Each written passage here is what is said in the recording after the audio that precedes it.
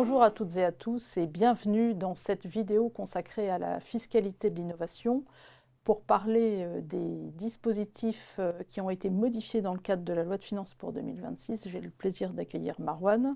Bonjour Bonjour Marwan. Béatrice.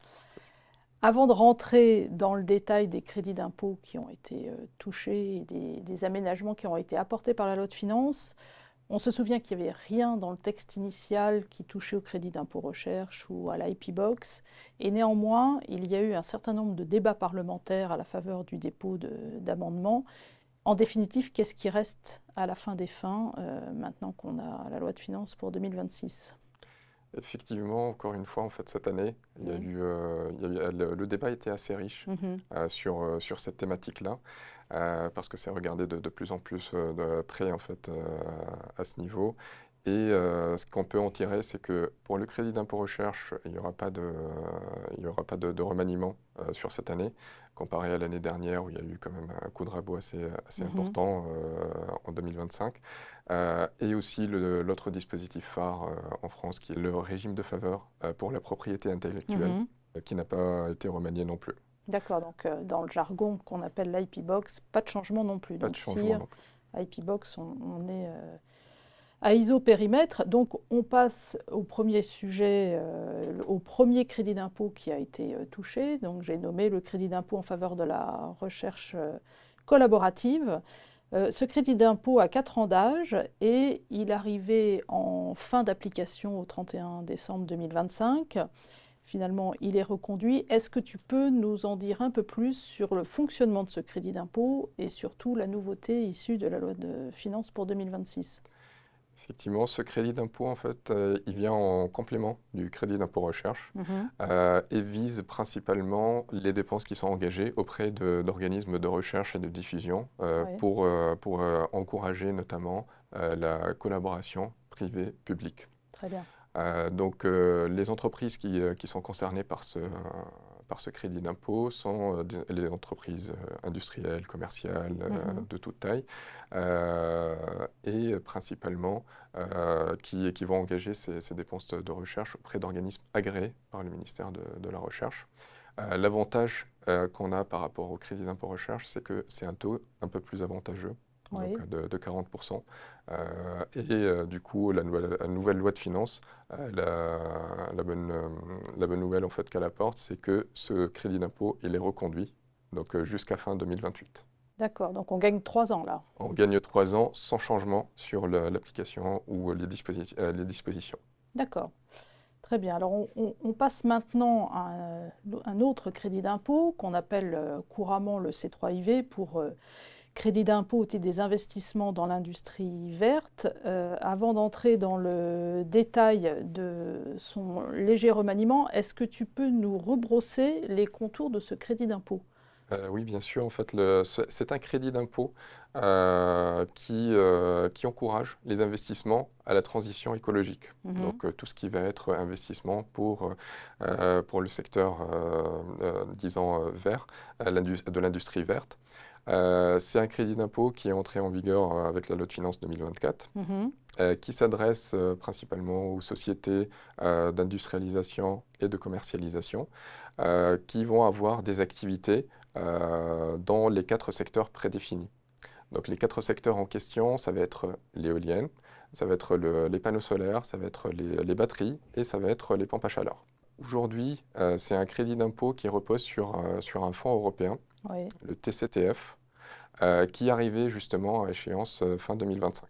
d'accord. D'où justement en fait l'incertitude sur sa Sur le reconduction, sort de ce crédit sur le d'impôt. sort de ce crédit d'impôt.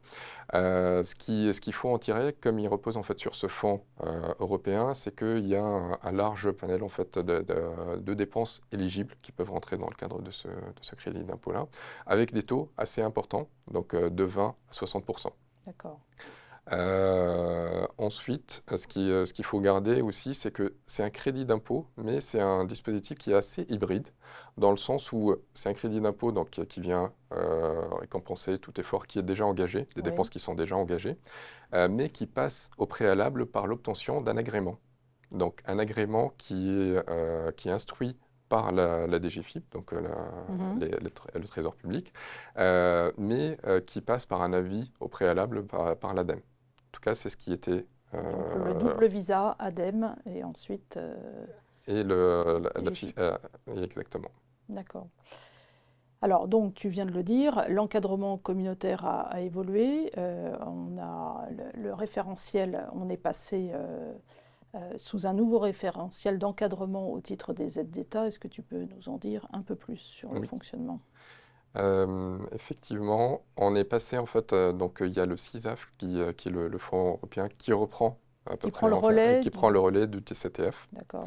Avec ce nouveau fonds européen, il y a des règles en fait qui peuvent changer, donc d'où le remaniement léger qu'il y a eu justement sur le C3IV. Globalement, sur les conditions en fait, qui sont imposées aux entreprises, il n'y a pas de gros changements. Il y a quelques petits ajustements. On peut penser par exemple à la condition d'absence de transférabilité. Oui. Cette condition, pour rappel, en fait, quel était l'objectif de cette condition? C'est d'éviter que des activités soient transférées d'un autre pays européen vers la France, justement pour essayer de bénéficier de cet avantage fiscal. D'accord. Sans véritablement de création d'activités nouvelles, en fait. Exactement. Aujourd'hui, avec le nouveau texte, en fait, c'est encore plus resserré. C'est plus d'un autre pays vers la France, mais même au sein même du territoire national. Donc, on parle de transférabilité d'un site à un autre. D'accord. Donc, je transfère mon activité d'un site à un autre. C'est pas pour autant que ça m'ouvre droit au C3IV. Exactement. La deuxième condition, en fait, c'est la condition d'exploitabilité. Parce que, pour rappel, il y a une condition aussi d'exploitation des investissements qui sont financés notamment par le C3IV jusqu'à 5 ans. Donc, il y a cette condition de maintenir l'exploitation en fait, jusqu'à 5 ans de ces équipements-là. La question qui se posait, si jamais il y a des équipements défectueux ou des équipements qui arrivent, qui doivent être remplacés. Aujourd'hui, c'est bien précisé que ça n'ouvre pas droit en fait, à reprise de ce crédit d'investissement. D'accord. Ok. Et alors, donc, à côté de ces conditions qui sont posées, qui touchent au transfert d'activité ou aux circonstances de l'exploitation, la liste des activités éligibles a été modifiée. Est-ce que tu peux nous dire exactement ce qu'il en est sur ce terrain-là? Pour préciser, les activités éligibles, en tout cas les secteurs d'activité restent inchangés. Donc on reste toujours sur l'éolien, sur les panneaux solaires, sur les batteries et sur les pompes à chaleur. Il y a des petites précisions sur certaines activités qui ne sont plus éligibles. Je pense notamment pour une éolienne qui serait installée en fait en offshore, donc en mer, le fait d'intégrer l'éolienne sur sa fondation en mer était éligible en fait jusqu'à maintenant et ne l'est plus. Donc c'est la simple intégration. Par contre, tout ce qui va être la construction de l'éolienne, de la fondation, reste quand même en fait éligible à ce dispositif. Donc il y a des petits ajustements à la marge. Sur la procédure, donc c'est là où il y a peut-être un ajustement ou un apport supplémentaire, c'est que on se rappelle qu'il y a l'agrément qui est prédéterminant pour justement bénéficier de ce crédit d'impôt. Cet agrément, jusque-là, était avisé par l'ADEME et instruit par le Trésor public. Aujourd'hui, il y a aussi un avis favorable qui doit être demandé au ministère chargé de l'économie. D'accord. Donc, pour analyser justement les intérêts économiques des projets qui sont réalisés et qui vont bénéficier justement de ce crédit d'impôt-là. Oui, donc c'est une sorte de triumvirat qui intervient pour délivrer l'agrément. Exactement. L'ADEME, in fine la DGFiP, mais ça passe également par... pour avoir les différents aspects techniques donc, qui seraient proposés par l'ADEME, l'étude technique, l'étude économique, et voilà, et finalement, comme c'est un dispositif fiscal, c'est toujours géré par le Trésor public. Très bien. Et on ne serait jamais complet si on n'intervenait pas sur les taux, qui dit crédit d'impôt, dit dépenses éligibles, dit périmètre clairement défini. Et donc enfin, on termine avec les taux. On le sait qu'ils sont plafonnés, mais il y a une actualité là pour le coup. Alors là pour le coup, ça serait le remaniement le plus impactant dans ce nouveau texte. On revoit à la baisse de 5 points globalement tous les taux. Donc là où les taux allaient de 20 à 60% Oui. selon la taille de la société et selon sa localisation, aujourd'hui on va aller en fait de 15 à 55%, 55% étant pour les dom-toms, pour les petites entreprises. D'accord. Donc l'autre point qui est assez intéressant ici, c'est le plafonnement de ces dépenses. Jusqu'à maintenant, on appréciait ce plafonnement-là par société, par entreprise. Aujourd'hui, avec le nouveau texte, l'appréciation de ce plafonnement se fait par projet. Donc ça peut être une bonne nouvelle pour les entreprises qui pensent conduire plusieurs projets justement dans ce secteur-là, dans les transitions écologiques.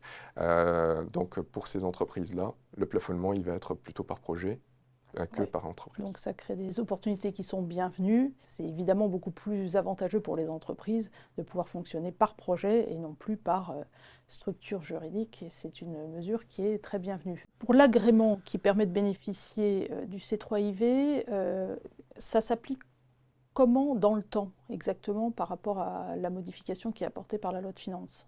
Très bonne question, justement, Béatrice, là-dessus. C'est que aujourd'hui, il y a un délai d'instruction du Trésor public qui est de 3 mois. Oui. Donc tout le monde se pose les questions sur les agréments qui ont été déposés justement en octobre, novembre, décembre. Et pour lesquels on n'a toujours pas de réponse. Et pour lesquels les entreprises n'ont toujours pas de réponse. Donc pour ces agréments-là, le nouveau texte en fait prévoit justement que ça soit rétroactif et donc que tous les agréments qui n'ont pas été validés avant la fin de l'année 2025 vont rentrer dans les dispositions du nouveau texte. Excellente nouvelle, donc on n'a pas à redéposer sa demande d'agrément. Celles qui ont été déposées jusqu'à cette date-là vont pouvoir connaître une instruction, une issue. C'est autre chose, on espère favorable, mais pas besoin de redéposer son agrément. Ouais. Merci beaucoup Marwan pour toutes ces précisions sur la fiscalité de l'innovation, C3IV, SICO. On est au point sur les apports substantiels de la loi de finances. C'en est terminé pour cette vidéo consacrée à la fiscalité de l'innovation.